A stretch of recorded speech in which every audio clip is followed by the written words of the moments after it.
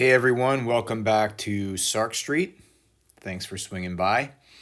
Today we're actually going to talk about using the guitar amplifier on a standard guitar in GarageBand. So I don't know if you've ever used an amplifier before, but generally the way that this works is if you have some type of audio interface, you can actually connect a real guitar to that interface and then into GarageBand. And when you play and record that guitar, you can actually then select different amps, as you see here, to basically give the guitar an effect. So it's got built-in amps. So this way, you're not trying to use real guitar pedals or anything like that and feed it into GarageBand, but rather you can play a real guitar clean and then select an amp. But what I'm going to do here is not talk about using a real guitar with an audio interface because that's a lot of steps.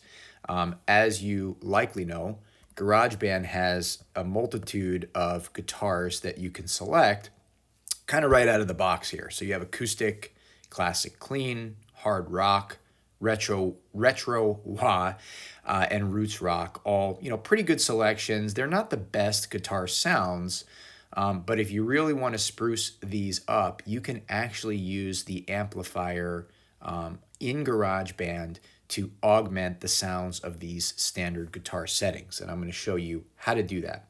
For those of you that have seen my other video on using the endless loop effect on vocals, we talked about merging tracks, and that's exactly the same approach that we're going to take here, although here we don't need a new song file to accomplish this.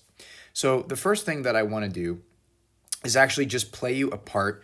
The song I'm going to use to demonstrate this is called Brawler by Uncle A and the Old Bags. And I'm going to play for you this very, very quick guitar solo that we put into the song. So let me just play this for you, and you're going to hear it out of this 50s rock and roll amp.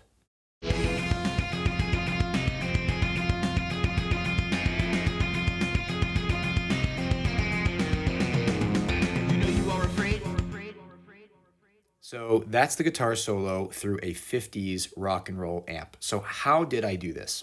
Well, if you scroll down to the bottom of the song here, you can actually see on mute this rock guitar.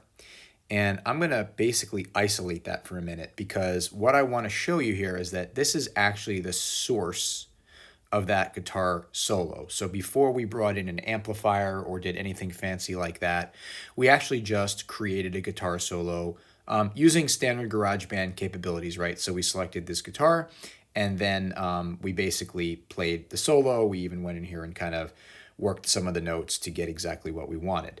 I'm just going to play you that solo isolated on this guitar setting.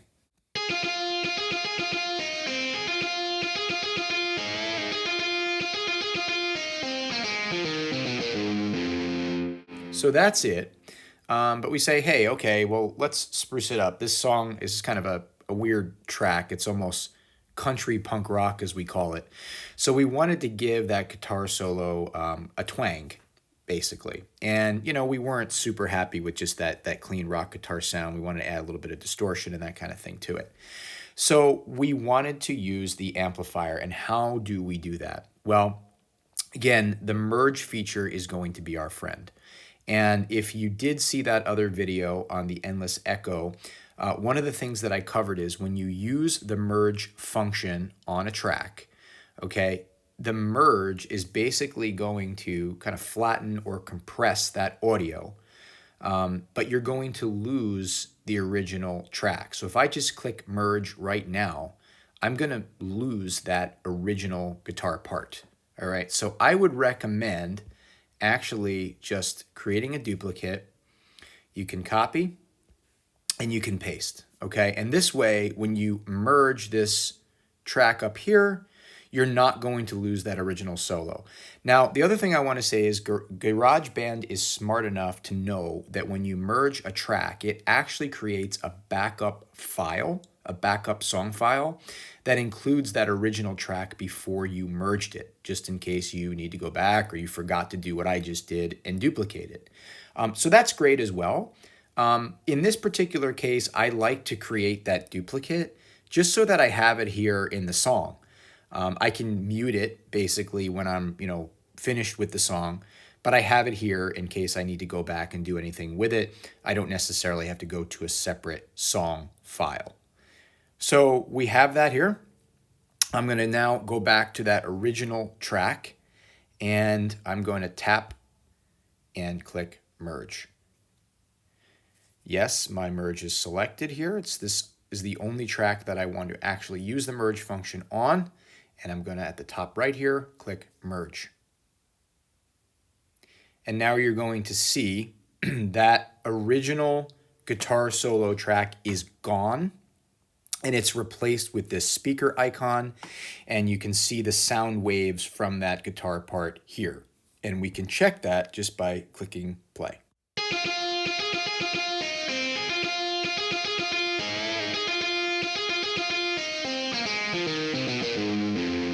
Now, the nice thing about having this merge track is that this is what we can then use to add our guitar amplifier. If we had just used that regular guitar part, the amplifier would not work. So you need that merged, sort of flattened audio before you can really do anything with it. And one of the things that I like to do is just kind of clean it up. So I'll isolate the part by trimming around it. And now I have that clean guitar part that I want to put an amplifier on. All right, so the next thing I'm going to do is click the plus button on the lower left corner and actually add a new track. And this time I'm going to select amp. And right now it's defaulting to clean combo.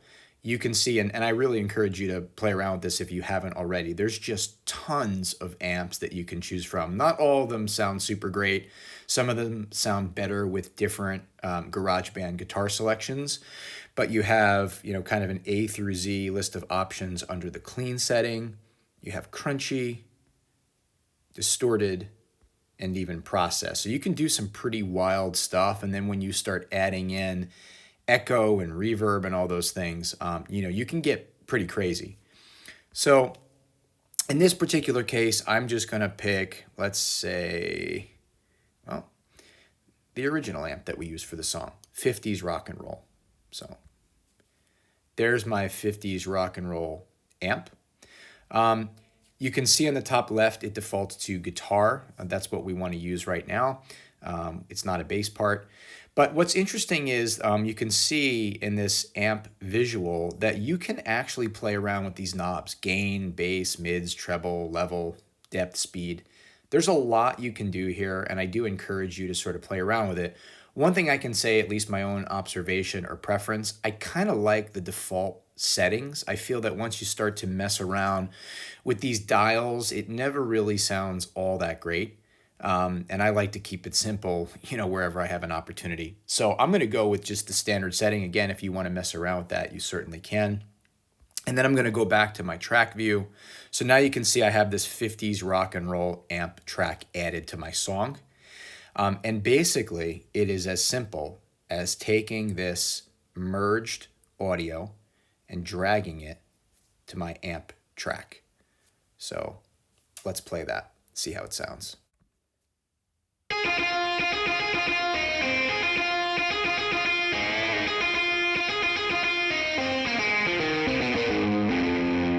So I love that 50s rock and roll amp, especially for this song. It's got kind of like a twang on it. It's got some distortion. But if I wanted to, I could go back into that amp setting and I might pick something else. Maybe I want to go to distorted and I want to select modern metal just to see what the heck that would sound like. And you can see at the top of the screen here, I still see in blue that audio part. So I can just play it right from here. And this allows me to sort of play with different amps if I'm looking for something without having to hop back and forth to that track view. So let's see how modern metal sounds.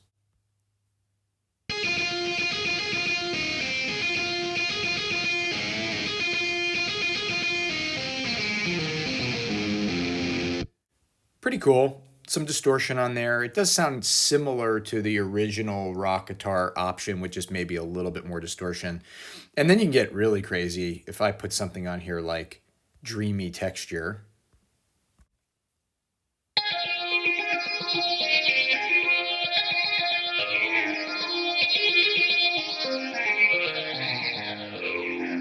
It's actually pretty awesome. I come back to the song, and now I actually have my amp part. I can unmute it, and one thing I will tell you is you can see here, remember that duplicate that I made of the original solo? That's still here. So I will generally drag this down to the bottom. I'll mute it because we want it muted for the track, sorry. Mute, there we go. And also you can actually see that merged track is still here, even though it's empty because we dragged that audio down into the amp. So I'm just going to get rid of that to sort of clean it up. And there you have it. I have my guitar solo, and then beneath it, I have that original audio just in case I want to remerge it and do something else with it. So this is kind of cool. I've never played the song before with this dreamy texture amp. Let's just see what the heck it sounds like. I'm going to go and mute out the original amp that I used for the song. And let's just see what the heck this sounds like.